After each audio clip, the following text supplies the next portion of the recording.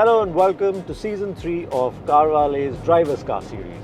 And our hero today is the Creta, but in N Line guise. So you've got a nice, powerful petrol engine, but instead of a manual, we've got a dual clutch automatic gearbox. Now, if you remember, in the previous season, we had the Verna with a similar engine, but it was with a manual gearbox, and we absolutely thoroughly enjoyed that car. So we thought this time we'll change things a little and see how this engine and automatic combo works. And of course, our Driver's Car Series this season continues to be at MMRT, at the racetrack, and it is still slightly wet.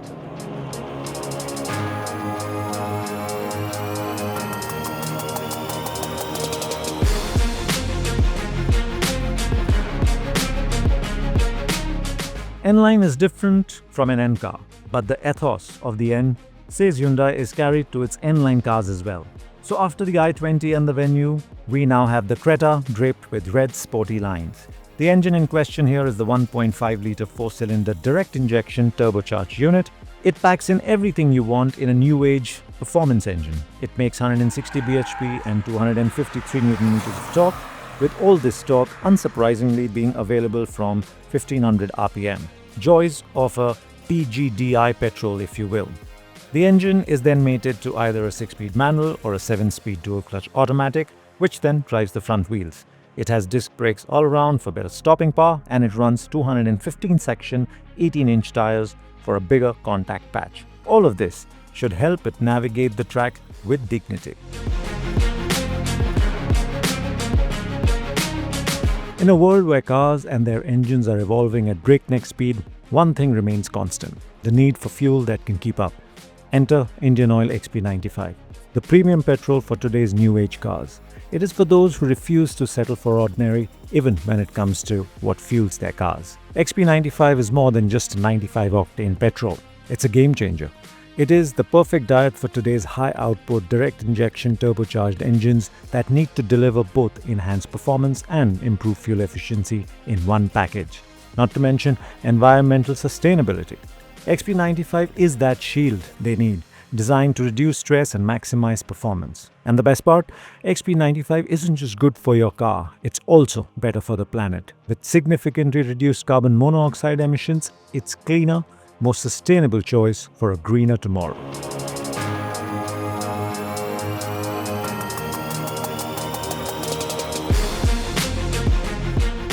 Now, like we said at the start, we absolutely enjoyed the Verna in our previous season.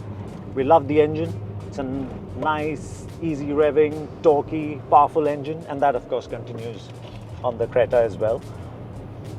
And here too, even with the automatic gearbox, you can really enjoy revving this engine, and the amount of poke that it has allows you to really exit corners quite with some potency.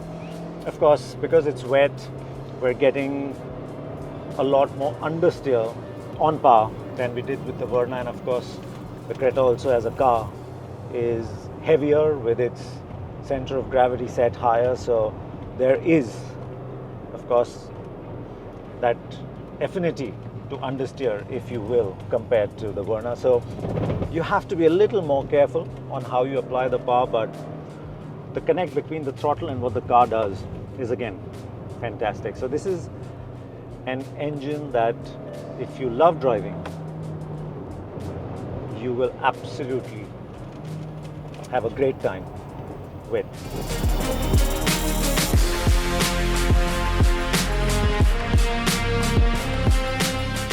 Now we have the DSG here instead of the manual that we had on the Verna, and honestly on a racetrack, I think I prefer a DSG because there's one less thing that you need to concentrate on or work on. So it's not a gearbox that, even in sport mode, we've said, that shifts as quickly, at least on the downshift, as you'd like. But even then, it just takes that extra thinking and shift time of, okay, I need to blip and I need to now shift and find the right gear. Here you just tap on the nice chunky long pedals on the steering and it's easy to use. And again, because there's nice amount of torque, even though if you find yourself in a gear higher than you really want for that corner, that seems fine too. It's not something that completely destroys your momentum. So I would say it's a nice gearbox. It's enjoyable for sure. Here again, given a choice, we would still go for the manual.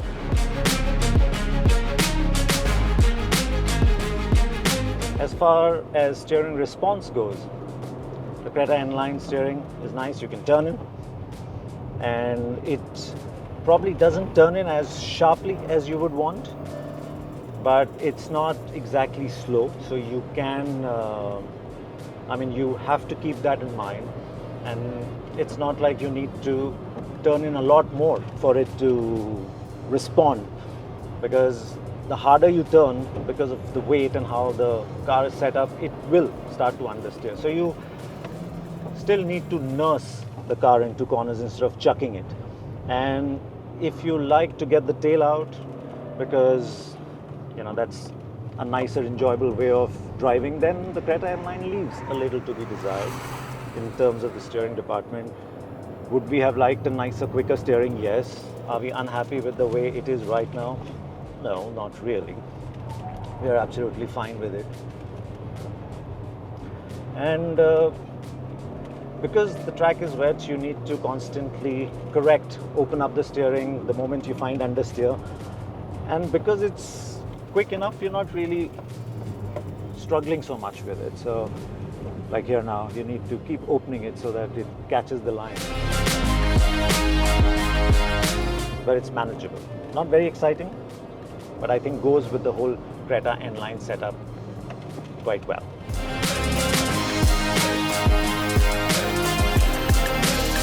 Now, coming into this episode, we were reasonably sure that between the Creta and the Verna, the comparisons, if we were to draw the comparisons, of course the Verna will win hands down, and it does.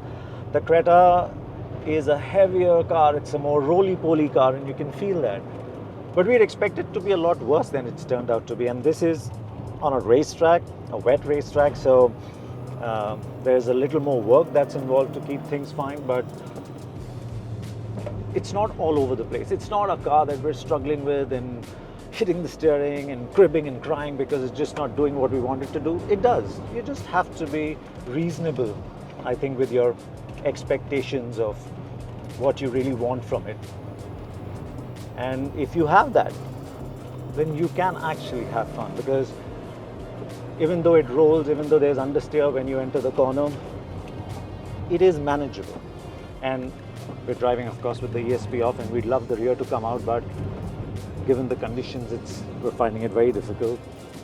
So even now, we chuck it, but of course, it understeers because it's wet, so it just keeps going. So you have to, again, be very careful. But it's on a dry road, of course, it'll be definitely more entertaining than it is today, instead of just understeering and then catching on the oversteer. But even now, driving sensibly, I think it is something that I'm enjoying. So yeah, I would say that works.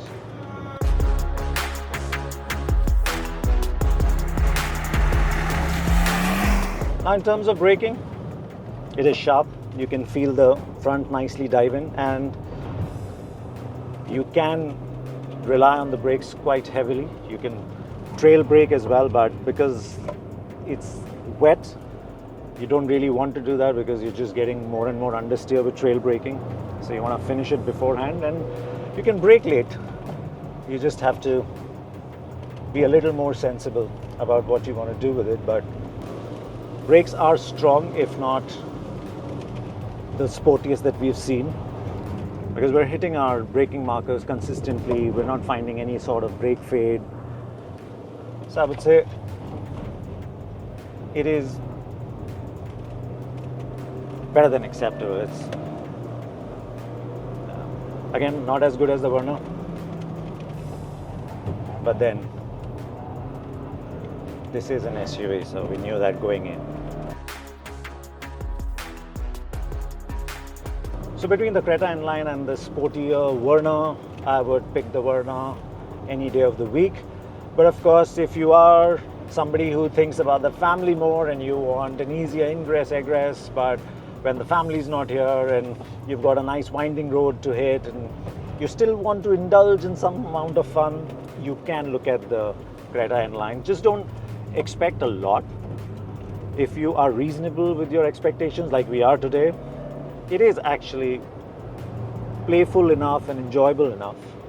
So that's something that you have to keep in mind.